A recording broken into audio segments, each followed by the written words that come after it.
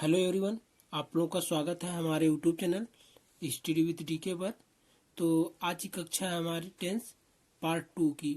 तो आज हम पढ़ेंगे प्रेजेंट कंटिन्यूअस टेंस, जिन्हें हम हिंदी में अपूर्ण वर्तमान काल कहते हैं।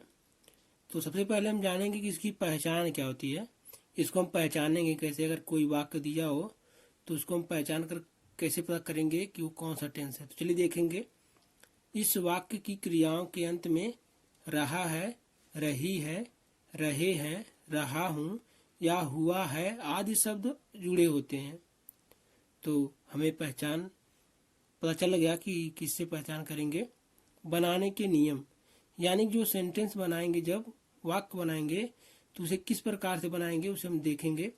Subject plus is, am, are plus verb की first form plus ING plus object plus other words.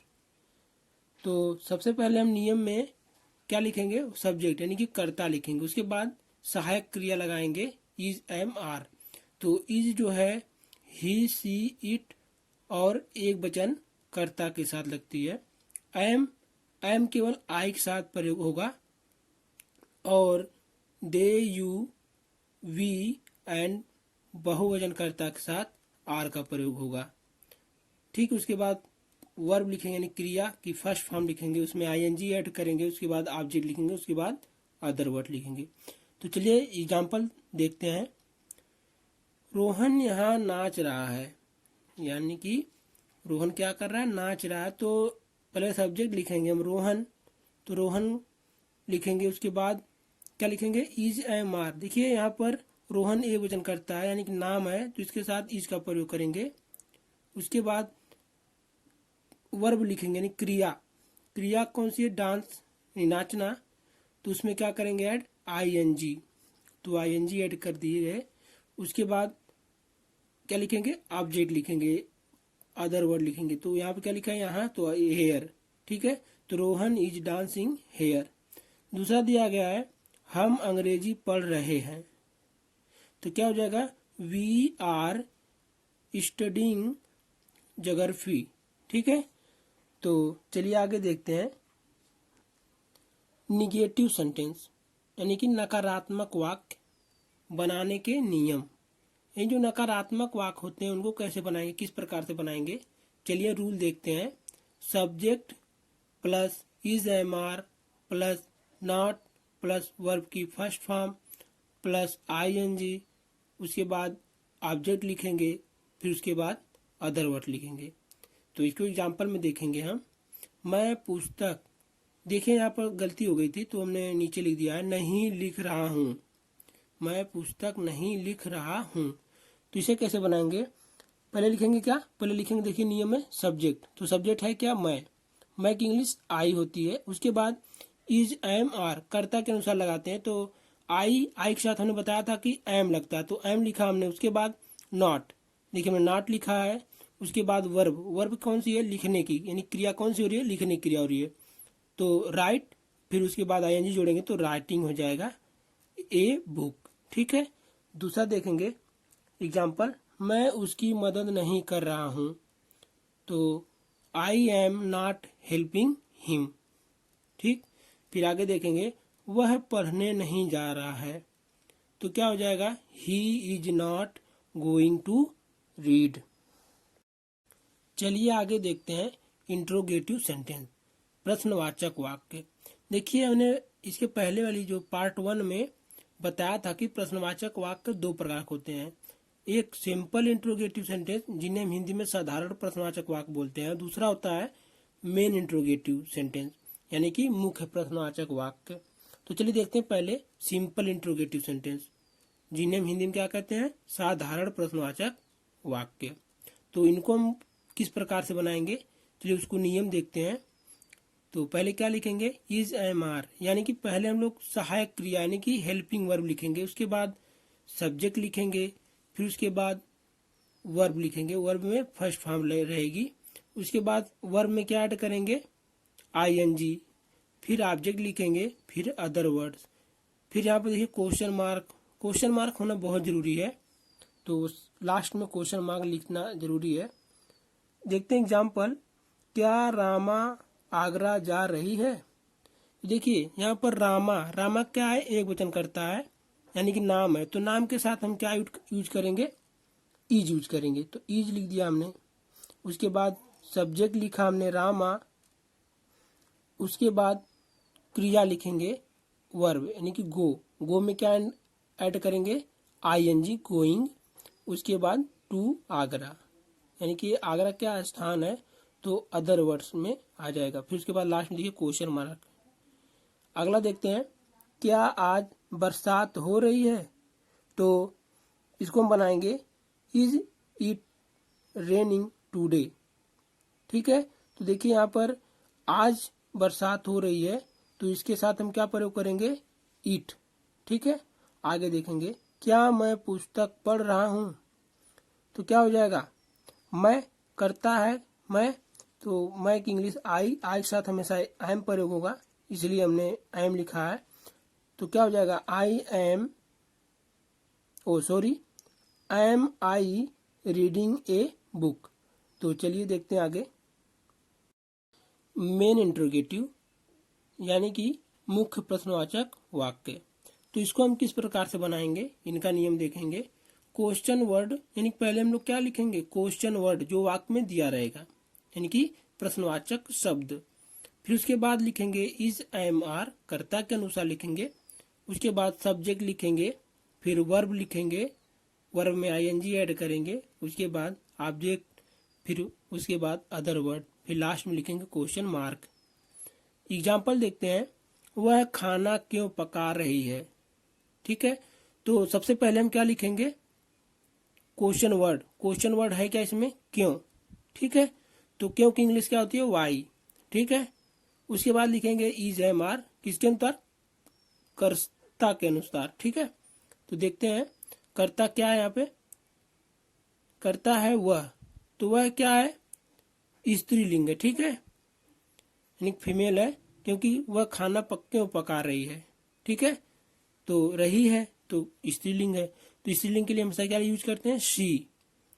ठीक, उसके बाद वर्ब लिखेंगे, वर्ब क्या है, पकाना यानी कि कुक।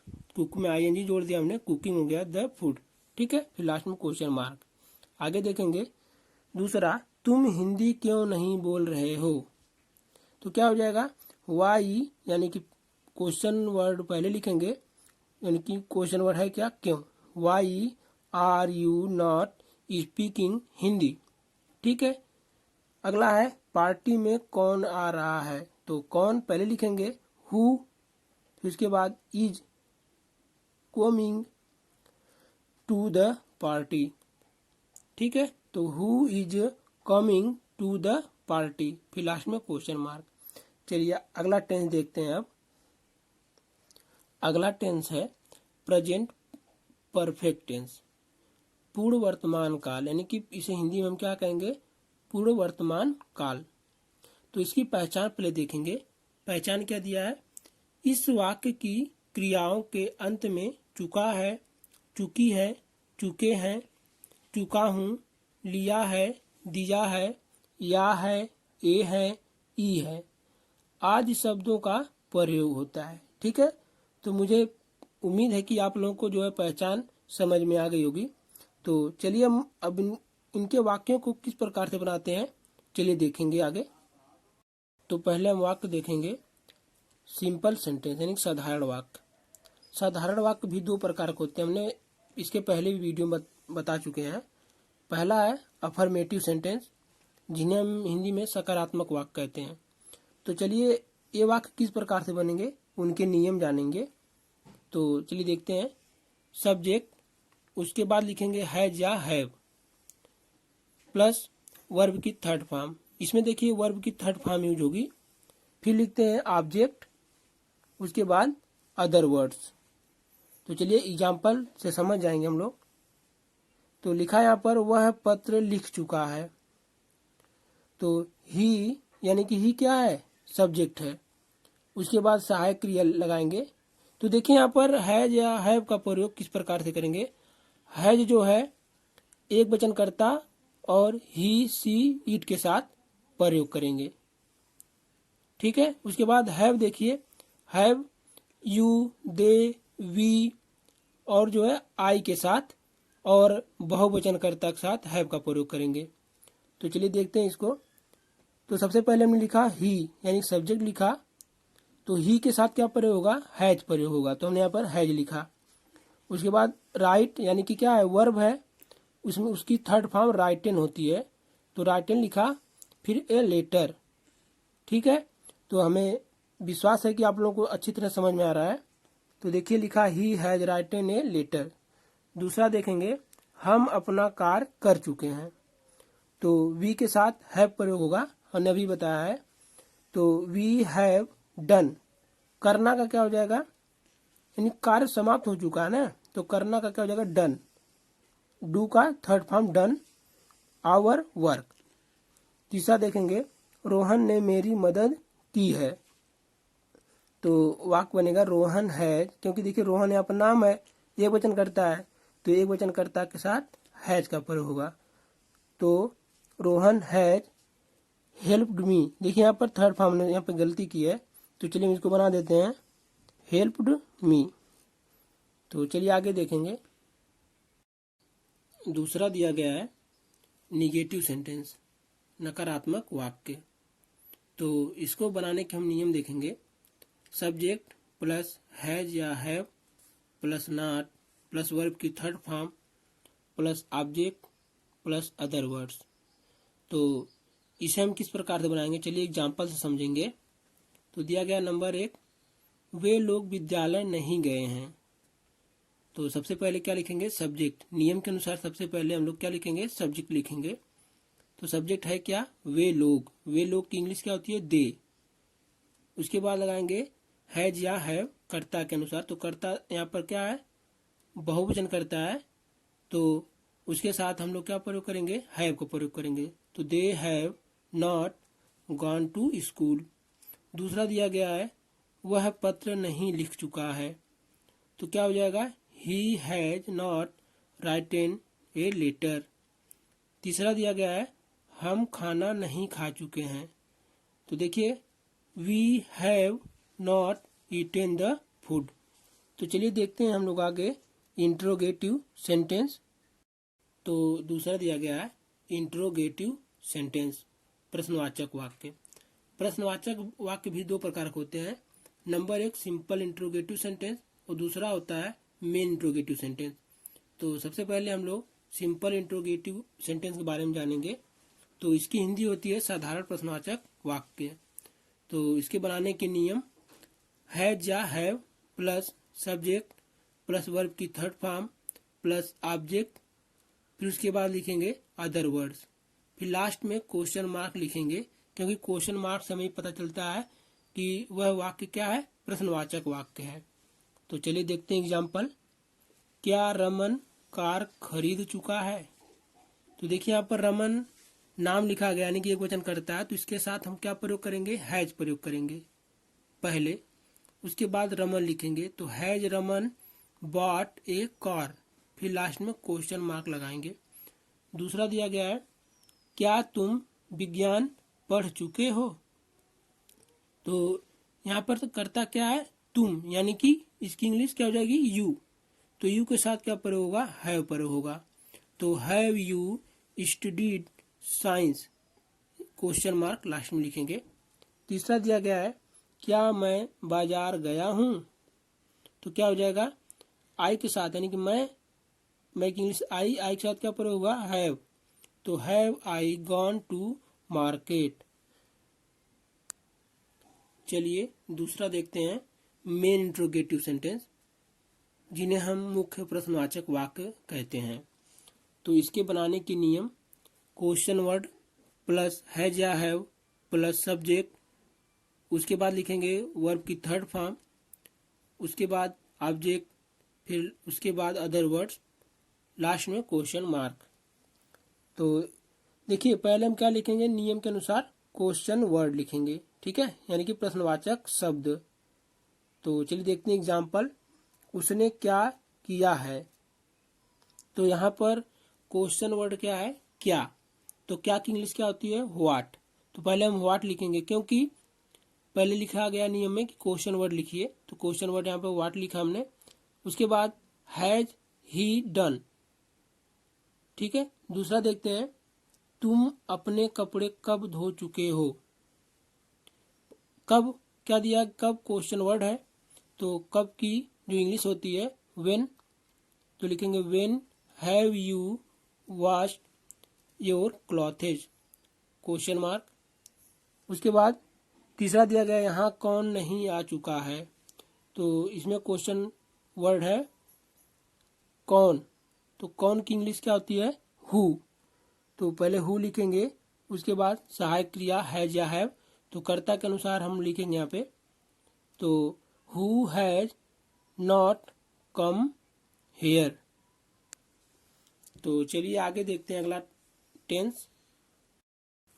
तो चलिए देखते हैं प्रेजेंट टेंस का चौथा पार्ट, प्रेजेंट परफेक्ट कंटिन्यूअस टेंस, जिसकी हिंदी पूर्ण अपूर्ण वर्तमान काल होती है। तो सबसे पहले हम इसकी डिफिनीशन देखेंगे, इसकी परिभाषा। तो देखिए, इससे हमें ज्ञात होता है कि कोई कार्य भूतकाल में प्रारंभ हुआ और वर्तमान में जारी है, यह कार्य आगे भी जारी रह सकता है।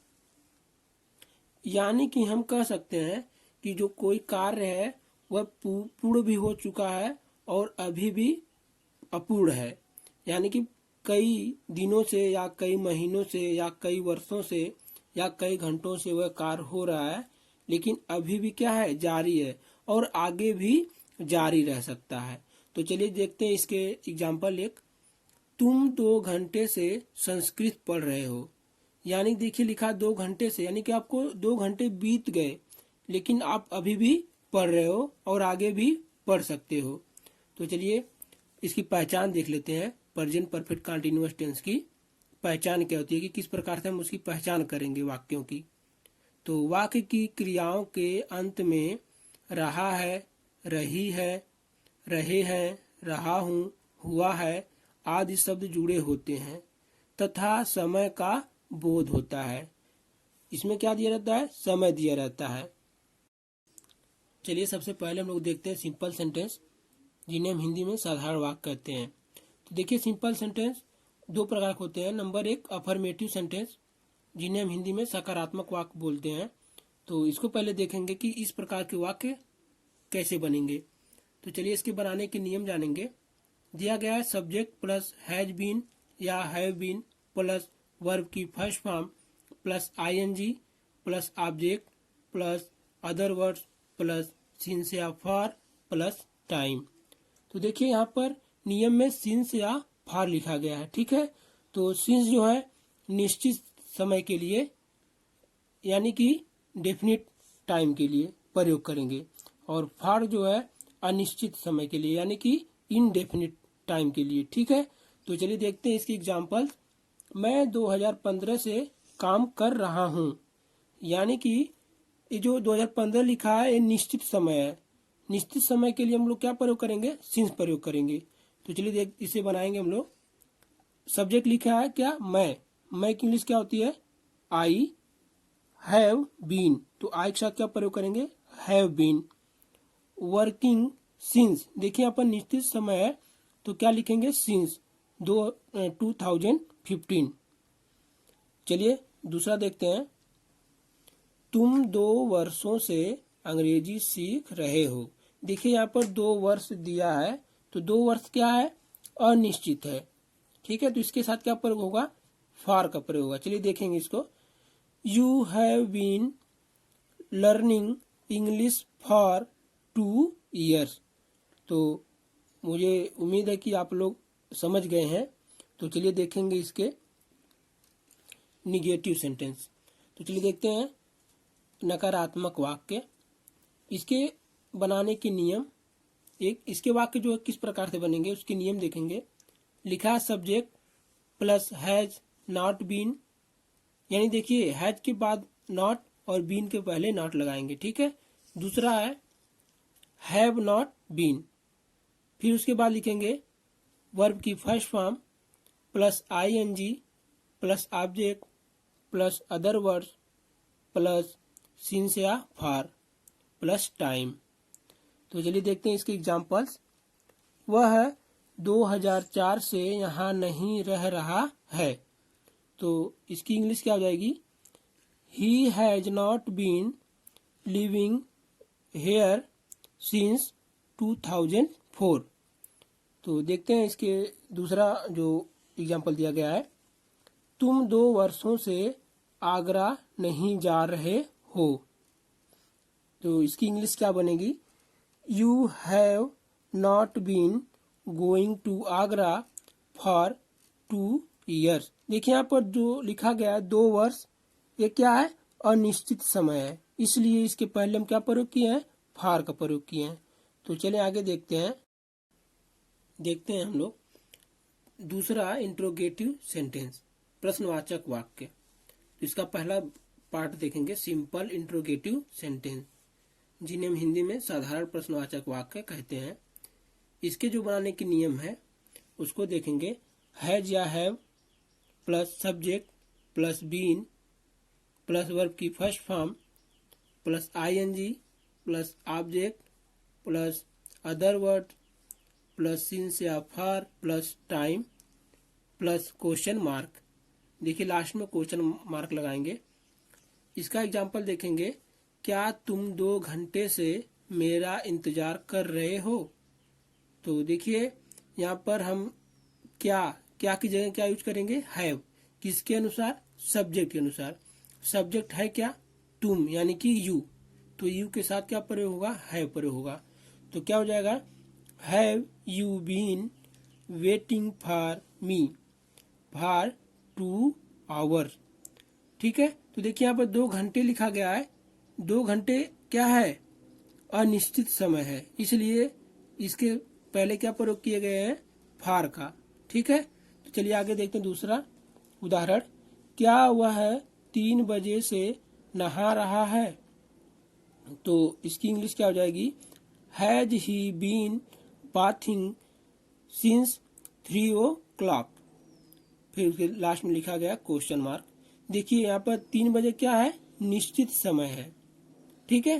तो इसके लिए इसके पहले हम लोग क्या यूज किए हैं? सिंस। तो चलिए देखते हैं इसका मेन इंट्रोगेटिव सेंटेंस। तो दूसरा दिया गया है मेन इंट्रोगेटिव सेंटेंस, मुख्य प्रश्नवाचक वाक्य बनाने के नियम, यानी कि इसके वाक्य किस प्रकार से बनेंगे इसको भी देखेंगे। लिखा है क्वेश्चन वर्ड, यानी पहले क्या लिखना पड़ेगा हमें? क्वेश्चन वर्ड, यानी कि प्रश्नवाचक शब्द। उसके बाद लिखेंगे हैज या have plus subject plus been plus verb की first form plus ING plus object plus other words plus since या for plus time plus question mark. तो इसके एग्जाम्पल भी देख लेते हैं। एग्जाम्पल दिया गया है, श्याम जनवरी से वहां क्या कर रहा है? तो देखिए पहले हम लोग क्या लिखेंगे नियम के अनुसार? Question word. क्वेश्चन वर्ड है क्या यहाँ पर? क्या। तो क्या लिखेंगे? क्या की इंग्लिश क्या होती है? व्हाट। उसके बाद हैज श्याम, देखिए यहाँ पर श्याम है सब्जेक्ट, तो नाम है, तो नाम के पहले हम लोग क्या यूज करेंगे? हैज। फिर उसके बाद been doing there since January. देखिए जनवरी क्या है? जनवरी एक निश्चित समय है, इसलिए इसके पहले हम लोग सिंस का यूज किए हैं। दूसरा देखते हैं, दादाजी 2 घंटे से क्या पढ़ रहे हैं? तो क्या हो जाएगा? What has the grandfather been reading for 2 hours। 2 घंटे क्या है? अनिश्चित समय है, इसलिए इसके पहले फॉर का यूज किए हैं। देखिए आज की हमारी जो कक्षा है ये पार्ट 2 है, और पार्ट जो फर्स्ट है वह डिस्क्रिप्शन बॉक्स में है, आप लोग वहां पर जाके देख सकते हैं। तो आज की कक्षा हमारी यहीं समाप्त होती है। यदि आप हमारे चैनल पर नए हैं तो चैनल को सब्सक्राइब करना न भूलें। धन्यवाद।